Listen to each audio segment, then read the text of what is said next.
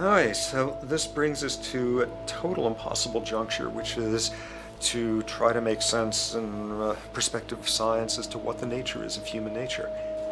On a certain level, the nature of our nature is not to be particularly constrained by our nature. We come up with more social variability than any species out there, more systems of belief, of styles of family structures, of ways of raising children.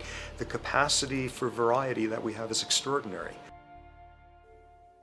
In a society which is predicated on competition and really very often the ruthless exploitation of one human being by another, the profiteering of other people's problems, and very often the creation of problems for the purpose of profiteering, the ruling ideology will very often justify that behavior by appeals to some fundamental and unalterable human nature. So the myth in our society is that people are competitive by nature and that they're individualistic and that they're selfish. The real reality is quite the opposite. We have certain human needs. The only way that you can talk about human nature concretely is by recognizing that there's certain human needs. We have a human need for companionship and for close contact, to be loved, to be attached to be accepted, to be seen, to be received for who we are. If those needs are met, we develop into people who are compassionate and cooperative and who have empathy for other people. So the opposite that we often see in our society is in fact the distortion of human nature, precisely because so few people have their needs met. So yes, you can talk about a human nature, but only in a sense of basic human needs that are instinctively evoked, or I should say certain human needs that lead to certain traits if they are met, and a different set of traits if they're denied. So, when we recognize the fact that the human organism, which has a great deal of adaptive flexibility, allowing us to survive in many different conditions, is also rigidly programmed for certain environmental requirements or human needs, a social imperative begins to emerge. Just as our bodies require physical nutrients, the human brain demands positive forms of environmental stimulus at all stages of development, while also needing to be protected from other negative forms of stimulus. And if things that should happen do not, or if things that shouldn't happen do, it is now apparent that the door can be opened for not only a cascade of mental and physical diseases, but many detrimental human behaviors as well. So as we turn our perspective now outward and take account for the state of affairs today, we must ask the question, is the condition we have created in the modern world actually supporting our health?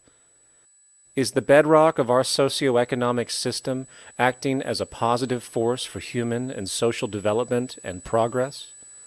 Or is the foundational gravitation of our society actually going against the core evolutionary requirements needed to create and maintain our personal and social well-being?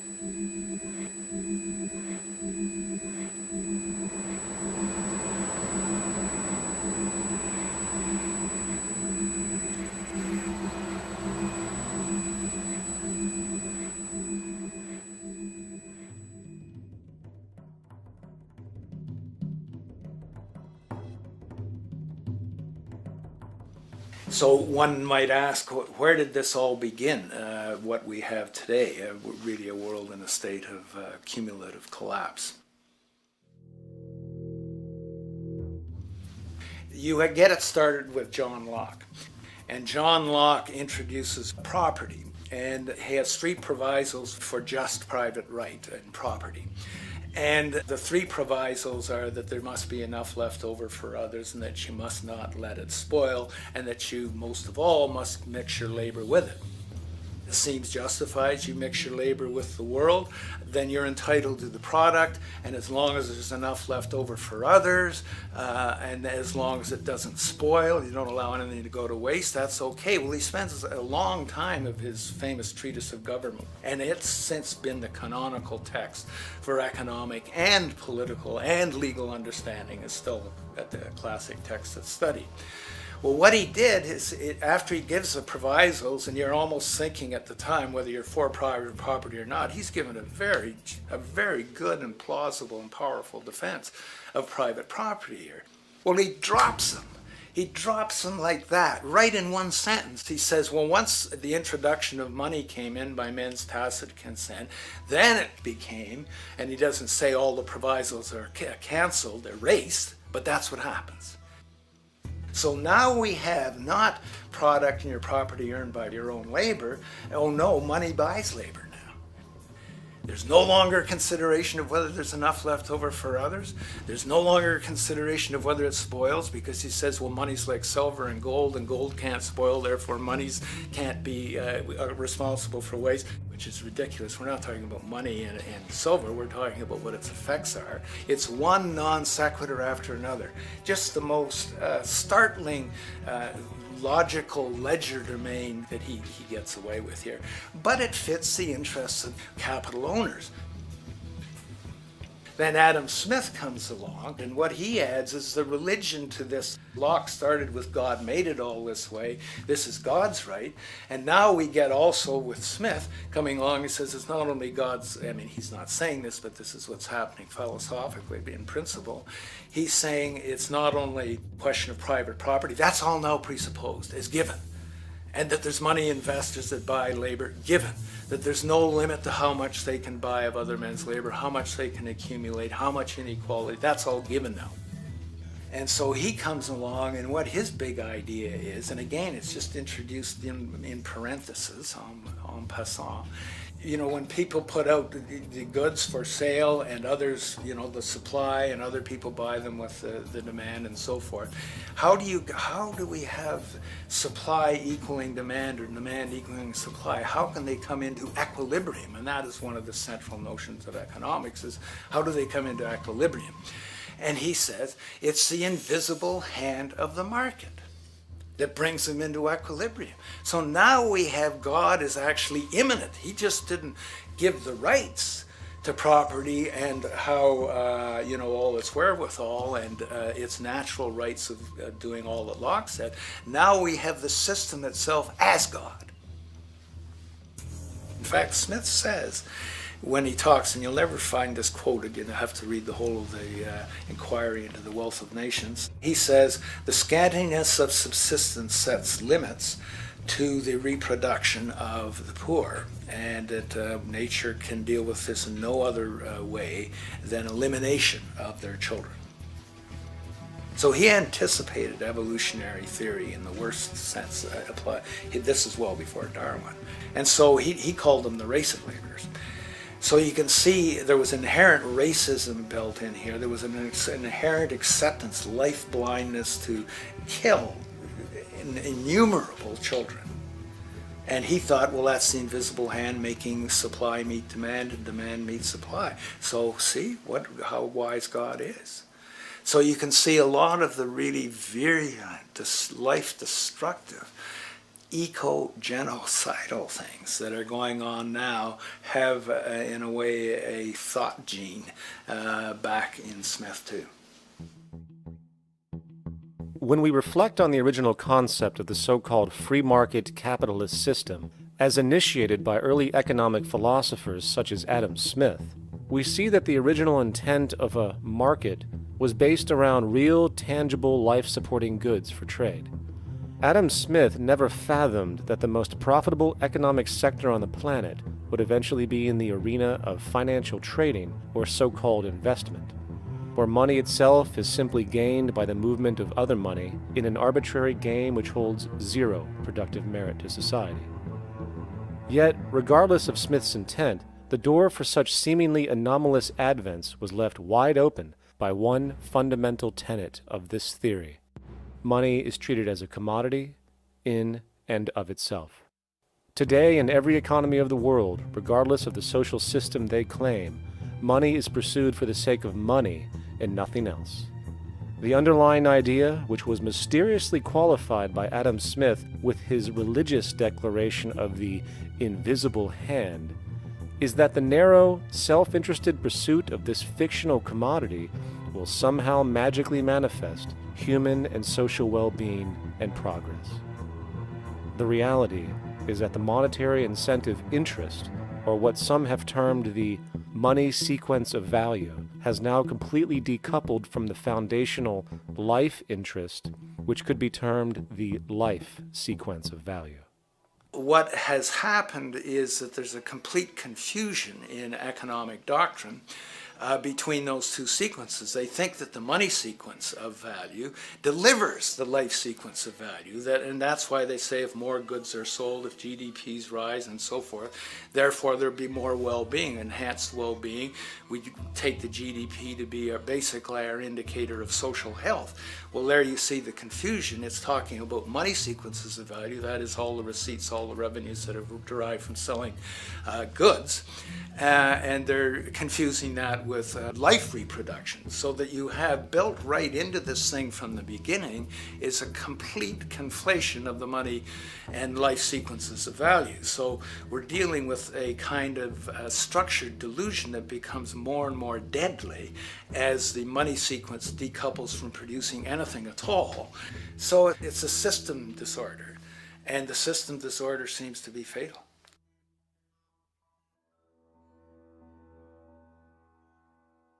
In society today, you seldom hear anyone speak of the progress of their country or society in terms of their physical well-being, state of happiness, trust, or social stability. Rather, the measures are presented to us through economic abstractions. We have the gross domestic product, the consumer price index, the value of the stock market, rates of inflation, and so on. But does this tell us anything of real value as to the quality of people's lives? No, all these measures have to do with the money sequence itself and nothing more. For example, the gross domestic product of a country is a measure of the value of goods and services sold. This measure is claimed to correlate to the standard of living of a country's people. In the United States, healthcare accounted for over 17% of GDP in 2009, amounting to over $2.5 trillion spent, hence creating a positive effect on this economic measure. And based on this logic, it would be even better for the U.S. economy if healthcare services increased more so, perhaps to $3 trillion or $5 trillion, since that would create more growth, more jobs, and hence boasted by economists as a rise in their country's standard of living. But wait a minute, what do healthcare services actually represent? Well, sick and dying people. That's right, the more unhealthy people there are in America, the better the economy. Now, that is not an exaggeration or a cynical perspective.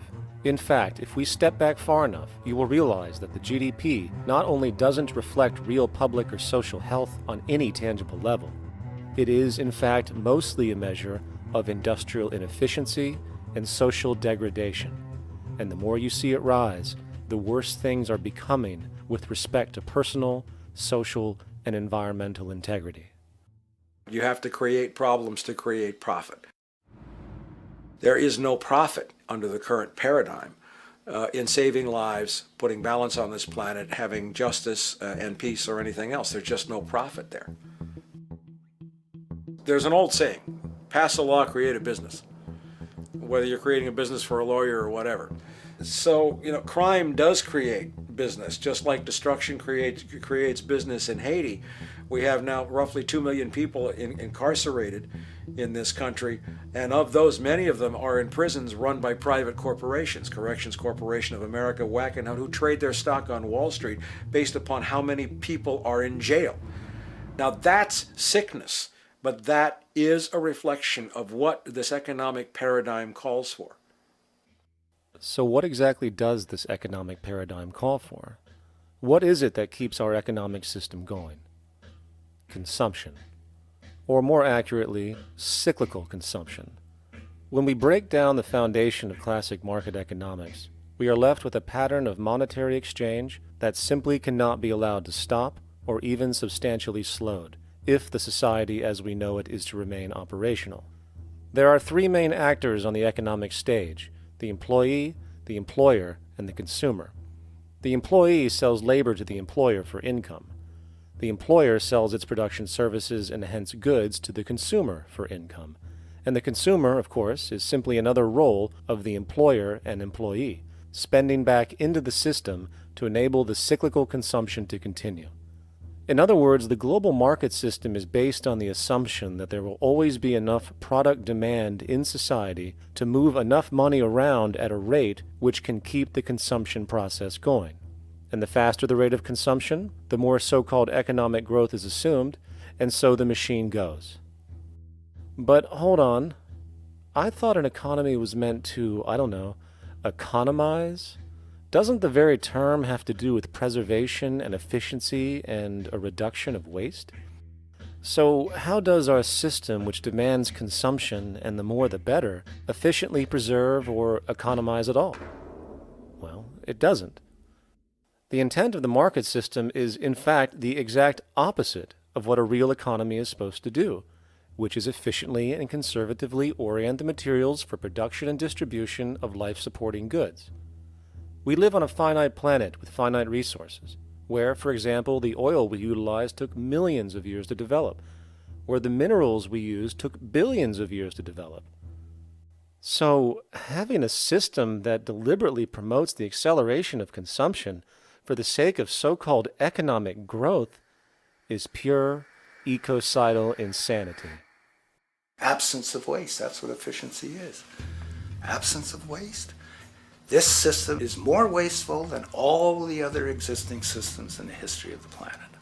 Every level of life organization and life system is in a state of crisis and challenge and decay or collapse. No peer-reviewed journal in the last 30 years will tell you anything different. That is that every life system is in decline, as well as social programs, as well as our water access. Try to name any means of life that isn't threatened and in danger. You can't. There really isn't one, and that's very, very despairing. But we haven't even figured out the causal mechanism. We don't want to face the causal mechanism. We just want to go on, that's what insanity is, where you keep doing the same thing over and over again, though it clearly doesn't work. So you're really dealing with not an economic system, but I would go so far as to say an anti-economic system. There's an old saying that the competitive market model seeks to create the best possible goods at the lowest possible prices. This statement is essentially the incentive concept, which justifies market competition based on the assumption that the result is the production of higher quality goods.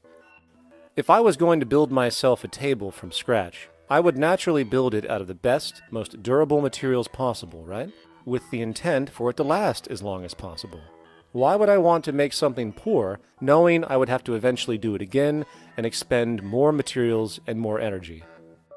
Well, as rational as that may seem in the physical world, when it comes to the market world, it is not only explicitly irrational, it is not even an option.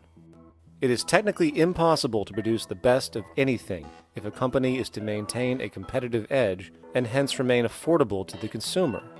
Literally everything created and set for sale in the global economy is immediately inferior the moment it is produced, for it is a mathematical impossibility to make the most scientifically advanced, efficient, and strategically sustainable products. This is due to the fact that the market system requires that cost efficiency, or the need to reduce expenses, exist at every stage of production, from the cost of labor to the cost of materials and packaging, and so on. This competitive strategy, of course, is to make sure the public buys their goods rather than from a competing producer, which is doing the exact same thing to also make their goods both competitive and affordable. This immutably wasteful consequence of the system could be termed intrinsic obsolescence.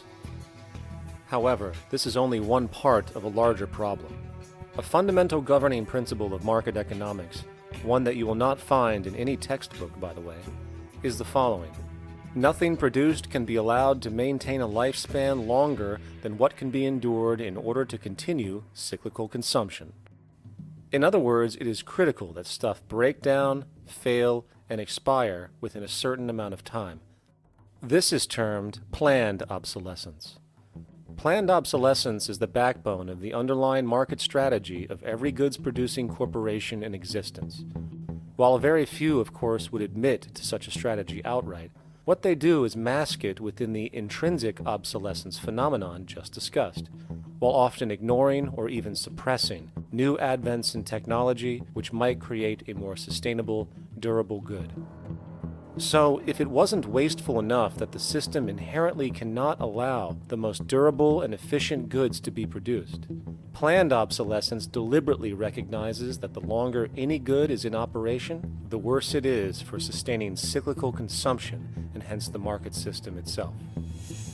In other words, product sustainability is actually inverse to economic growth, and hence there is a direct, reinforced incentive to make sure lifespans are short of any given good produced. And in fact, the system cannot operate any other way. One glance at the sea of landfills now spreading across the world show the obsolescence reality. There are now billions of cheaply made cell phones, computers, and other technology, each full of precious, difficult-to-mine materials such as gold, coltan, copper, now rotting in vast piles, usually due to the mere malfunction or obsolescence of small parts, which, in a conservative society, could likely be fixed or updated, and the life of the good extended. Unfortunately, as efficient as that may seem in our physical reality, living on a finite planet with finite resources, it is explicitly inefficient with respect to the market. To put it into a phrase, efficiency, sustainability, and preservation are the enemies of our economic system. Likewise, just as physical goods need to be constantly produced and reproduced regardless of their environmental impact, the service industry operates with an equal rationale. The fact is, there is no monetary benefit to resolving any problems which are currently being serviced. At the end of the day, the last thing the medical establishment really wants is the curing of diseases such as cancer, which would eliminate countless jobs and trillions in revenue. And since we're on the subject, crime and terrorism in this system are good. Well, at least economically, for it is employing police, generating high-value commodities for security, not to mention the value of prisons that are privately owned for profit. And how about war? The war industry in America is a huge driver of GDP, one of the most profitable industries, producing weapons of death and destruction. The favorite game of this industry is to blow things up and then go and rebuild them for profit. We saw this with the windfall billion-dollar contracts made from the Iraq War. The bottom line is that socially negative attributes of society have become positively rewarded ventures for industry, and any interest in problem resolution or environmental sustainability and conservation is intrinsically counter to economic sustainability.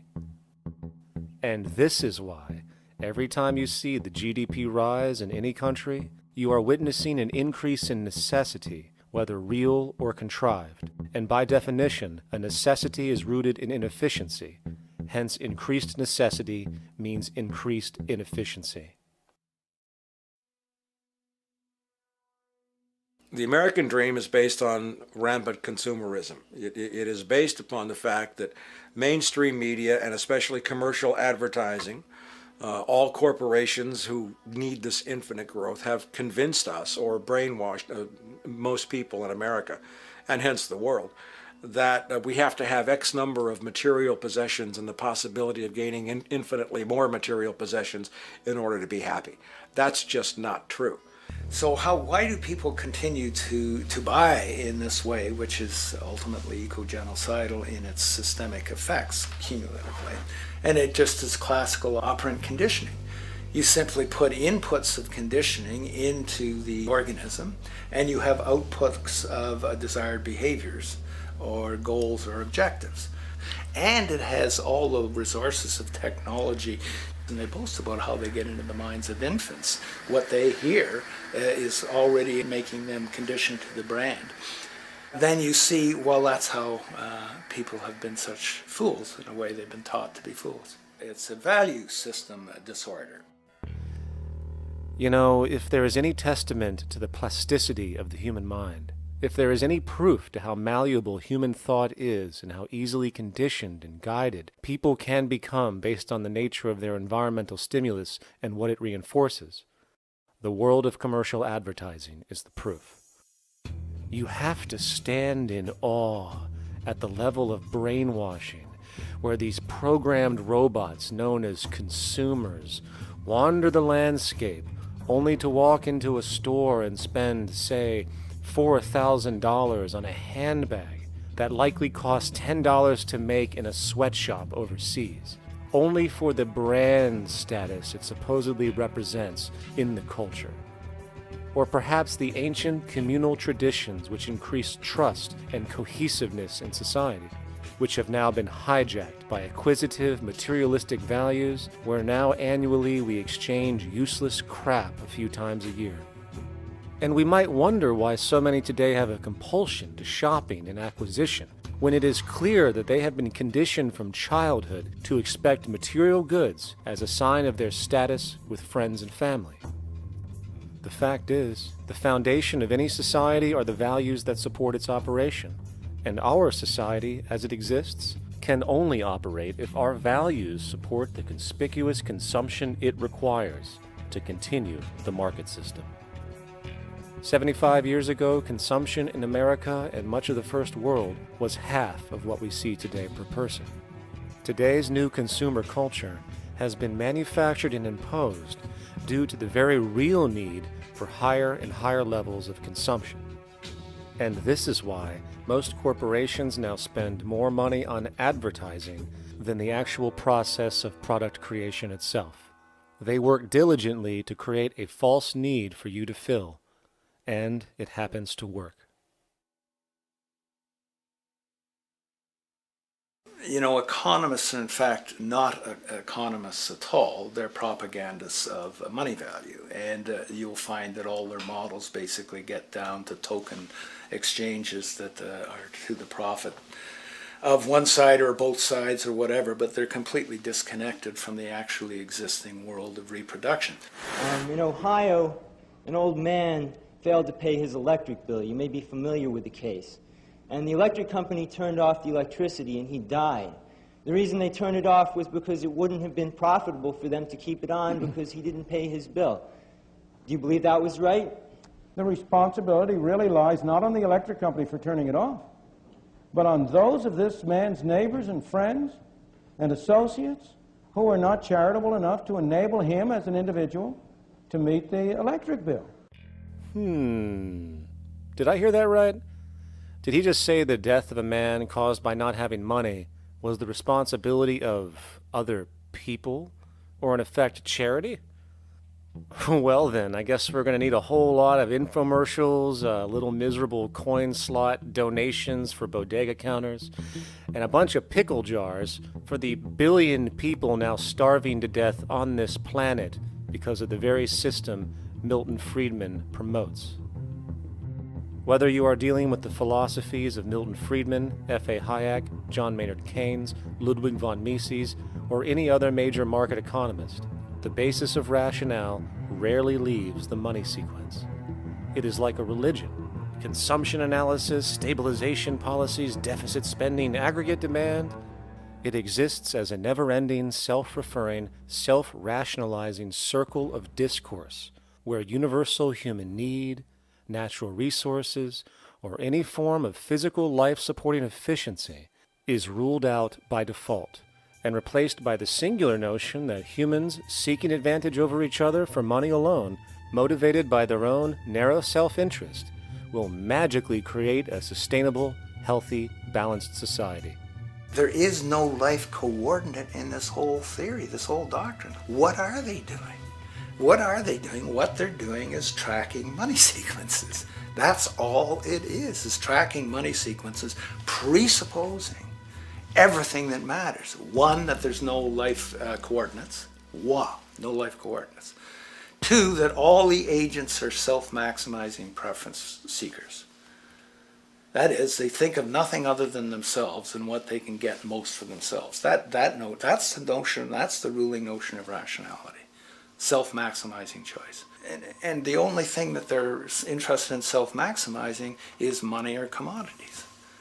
Well, where does social relations come in? It doesn't, except in the exchange to self-maximize. Where do our natural resources come in? They don't, except to exploit. Where does the family come in as being able to survive? It doesn't. They have to have money in order to purchase any good. Well, shouldn't an economy deal somewhere with human need? Isn't that what the fundamental issue is, to satisfy human needs? Oh, need isn't even in your lexicon. You dissolve it into wants. And what is a want? That means money demand that wants to buy. Well, if it's money demand and wants to buy, it's got nothing to do with need, because it may be the person has no money demand and desperately needs, say, water supply. Or it may be money demand wants a gold toilet seat. Well, where does it all go? To the gold toilet seat. And you call this economics? Like, it's really, when one thinks of it, it's got to be the most bizarre delusion in the history of human thought. Now, so far we have focused on the market system, but this system is actually only one half of the global economic paradigm. The other half is the monetary system. While the market system deals with the interaction of people gaming for profit across the spectrum of labor, production, and distribution, the monetary system is an underlying set of policies set by financial institutions which create conditions for the market system, among other things. It includes terms we often hear, such as interest rates, loans, debt, the money supply, inflation, etc. And while you might want to pull your hair out listening to the gibberish coming from the monetary economists, modest preemptive actions can obviate the need of more drastic actions at a later date. the nature and effect of this system is actually quite simple. Our economy has, or the global economy has, three basic things that govern it. One is fractional reserve banking, banks printing money out of nothing. It's also based upon compound interest. When you borrow money, you have to pay back more than you borrowed, which means that you, in effect, create money out of thin air, again, which has to be serviced by creating still more money. We live in an infinite growth paradigm. The economic paradigm we live in now is a Ponzi scheme. It's nothing grows forever. It's not possible. As a great psychologist James Hillman wrote, the only thing that grows in a human body after a certain age is cancer. It's not just the amount of money that has to keep growing, it's the amount of consumers. Consumers to borrow money at interest to generate more money, and obviously that's not possible on a finite planet. People are basically vehicles to just create money, which must create more money to keep the whole thing from falling apart, which is what's happening right now. There are really only two things anyone needs to know about the monetary system. 1. All money is created out of debt. Money is monetized debt, whether it materialized from treasury bonds, home loan contracts, or credit cards. In other words, if all outstanding debt was to be repaid right now, there would not be $1 in circulation. And 2. Interest is charged on virtually all loans made, and the money needed to pay back this interest does not exist in the money supply outright. Only the principal is created by the loans, and the principal is the money supply. So, if all this debt was to be repaid right now, not only would there not be $1 left in circulation, there would also be a gigantic amount of money owed that is literally impossible to pay back, for it does not exist. The consequence of all of this is that two things are inevitable: inflation and bankruptcy. As far as inflation, this can be seen as an historical trend in virtually every country today, and easily tied to its cause, which is the perpetual increase of the money supply, which is required to cover the interest charges and keep the system going. As far as bankruptcy, it comes in the form of debt collapse. This collapse will inevitably occur with a person, a business, or a country, and typically happens when the interest payments are no longer possible to make. But there is a bright side to all of this. Well, at least in terms of the market system, because debt, creates pressure. Debt creates wage slaves. A person in debt is much more likely to take a low wage than a person who isn't, hence becoming a cheap commodity. So it's great for the corporations to have a pool of people that have no financial mobility. But hey, that same train of thought also goes for entire countries. The World Bank and the International Monetary Fund, which mostly serve as proxies for transnational corporate interests, give gigantic loans to troubled countries at very high interest rates, and then, once the countries are deeply in the hole and can't pay, austerity measures are applied, the corporations swoop in, set up sweatshops, and take their natural resources. Now that's market efficiency. But wait, there's more. You see, there's this unique hybrid of the monetary and market system called the stock market, which rather than, actually produce anything real, they just buy and sell money itself. And when it comes to debt, you know what they do? That's right, they trade it. They actually buy and sell debt for profit, from credit default swaps and collateralized debt obligations for consumer debt, to complex derivative schemes used to mask the debt of entire countries, such as the collusion of investment bank Goldman Sachs in Greece, which nearly collapsed the entire European economy. So when it comes to the stock market and Wall Street, we have an entirely new level of insanity born out of the money sequence of value. All you need to know about markets was written in an editorial in the Wall Street Journal a couple of years ago. It was called Lessons of the Brain-Damaged Investor. And in this editorial, they explain why people with slight brain damage do better as investors than people with normal brain functionality. Why? Because the slightly brain-damaged person has no empathy. And that's the key. If you don't have any empathy, you do well as an investor. And so Wall Street breeds people who have no empathy to go in there and to make decisions and make trades that they have no compunction about and no thought whatsoever as to what they're doing might affect their fellow human being. So they breed these robots, these people who have no souls. And since they don't even want to pay these people anymore, they're now breeding robots, real algorithmic traders. Goldman Sachs and the high-frequency trading scandal. They put a computer next to the exchange, the New York Stock Exchange. This computer, this co-located computer as they call it, it front runs all the trades on the exchange, and it hits the exchange with volumes of orders in ways that scout pennies and nickels away from the exchange. It's like they're siphoning money all day long. They went one quarter last year, 30 or 60 straight days without a single down day and made millions of dollars every single day. Is that because, well, that's statistically impossible. When I worked on Wall Street, the way it works is everyone kicks upstairs the bribes.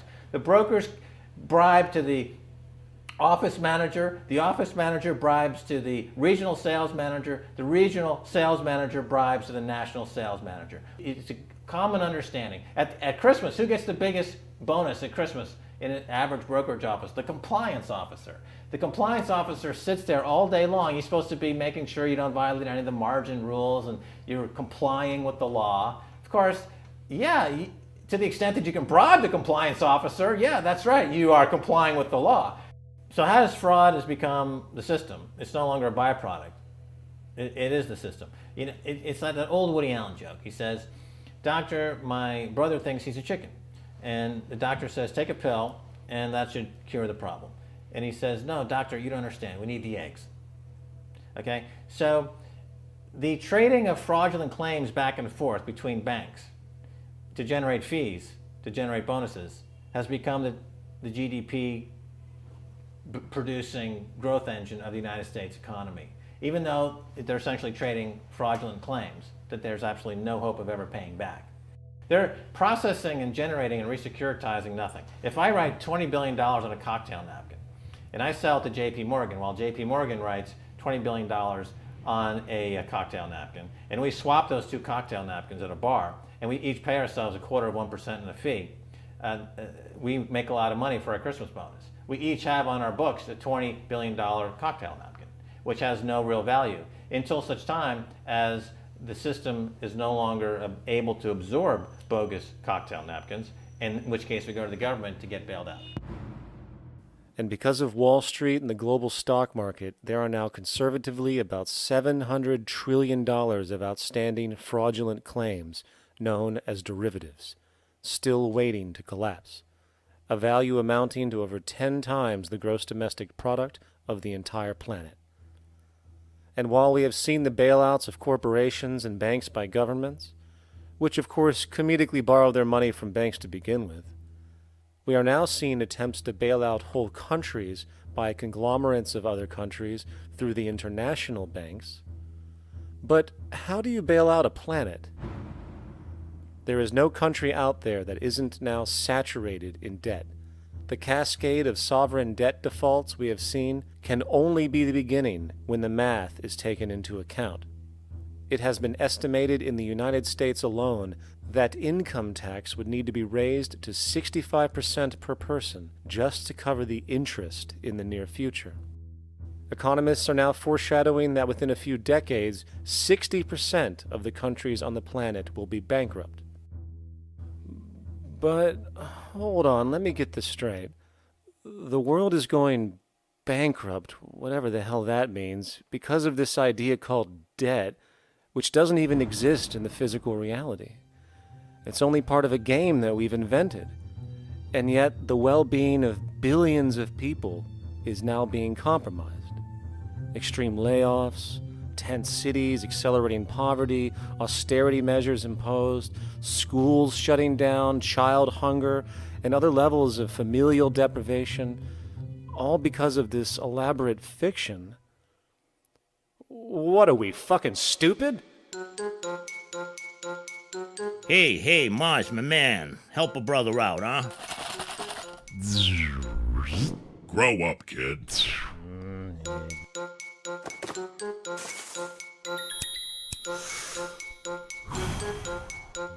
Saturn, what's up, man?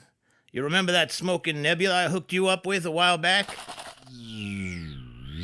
Listen, Earth, we're getting really tired of you. You've been given everything, and yet you waste it all. You got plenty of resources, and you know it. Why don't you grow up and learn some responsibility, for Christ's sake? You're making your mother miserable.